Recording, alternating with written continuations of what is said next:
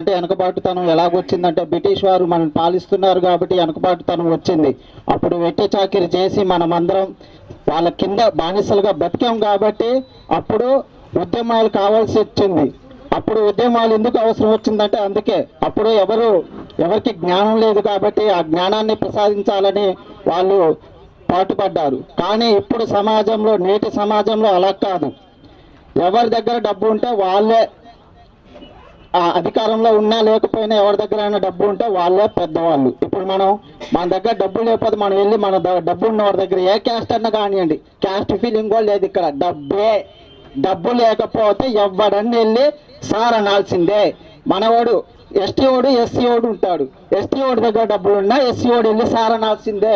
ఒకవేళ ఎస్సీ ఓడి దగ్గర డబ్బులు ఉంటుంది, ఎస్టీ ఓడి దగ్గర డబ్బులు ఉండదు, వాడు కూడా వెళ్ళి సార్ అనాల్సిందే. ఇక్కడ క్యాస్ట్ కాదు, మనలోని డబ్బు అనేది అలాగా మనల్ని వర్గాలుగా విభజించింది. ఆ వర్గాల్ని మనం ఎప్పటికీ తెలుసుకోలేం. డబ్బులుంటే ఆయన సార్ అనాల్సిన అవసరం ఉందా? సార్ అంటే ఓన్లీ రెస్పెక్ట్.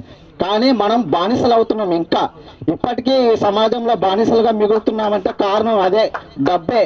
స్వతంత్రం కోసం గాంధీజీ ఎంతో కష్టపడ్డాడు.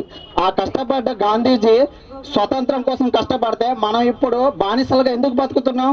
ఆ స్వతంత్రం అనేది గాంధీజీ లాక్కున్నాడు. మళ్ళా ఆ డబ్బు పేరు మీద మన గాంధీజీ బొమ్మ పెట్టి ఆ బొమ్మ కోసం నువ్వు పోరాడరా అంటే అది ఏంటి? అది బానిసత్వం కాదా?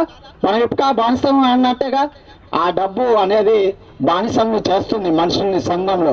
ఇప్పుడు ఎవరైనా కద్దరు చొక్కా వేసుకొని వచ్చిన వాళ్ళు ముందు మాట్లాడవచ్చు, జ్ఞానం ఉన్నోడు వెనక మాట్లాడాలా.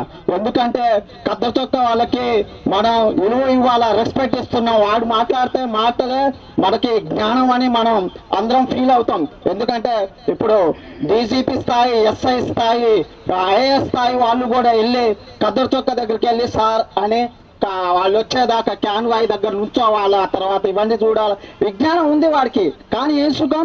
ఒక లిటరేచర్ దగ్గర కూడా వెళ్ళి, చదువు రాని వాడి దగ్గర కూడా వెళ్ళి, ఐఏఎస్ కూడా ఐపీఎస్ ఆఫీసర్లు వాళ్ళు ఎప్పుడు వస్తారా, ఏ ప్రశ్నలు అడుగుతారా, ఏందా అది ఇదని, ఇవన్నీ చట్టాల్లో లుసుకులు. ఇప్పుడు ఒక అమ్మాయి ఉంది, మా ఎస్టీ క్యాస్ట్ అమ్మాయి. పాపం ఆమె ఎప్పటి నుండో ఒక భర్త తను వదిలేసిందంట. పాపం ఆమె ఏ మీటింగ్కి వచ్చినా వస్తుంది. ఈ వీరనారుమణులు ఆశయ సాధనలో వీళ్ళు వాళ్ళ అమ్మాయిని కొంచెం వాళ్ళ హస్బెండ్ని ఆమెని కలుపుతారేమో అన్న బాధతో వస్తుంది. ఈ చట్టాల్లో లుసుకులో ఆమె తిరగలేకపోతుంది. ఆమెకు అసలు నాలెడ్జ్ లేదు. ఆమెకు ఏ బాధలు, ఎన్నో బాధలు ఉన్నాయి. ఛార్జీకి డబ్బులు ఉండవు. పొద్దాక వాళ్ళ ఆయన కోసం వస్తుంది. అంటే ఈ చట్టాల్లో లుసుకులు ఇంకా ఉన్నాయి. ఈ చట్టాల్లో లుసుకులను తీసేసుకొని ఉన్న వాళ్ళు లేని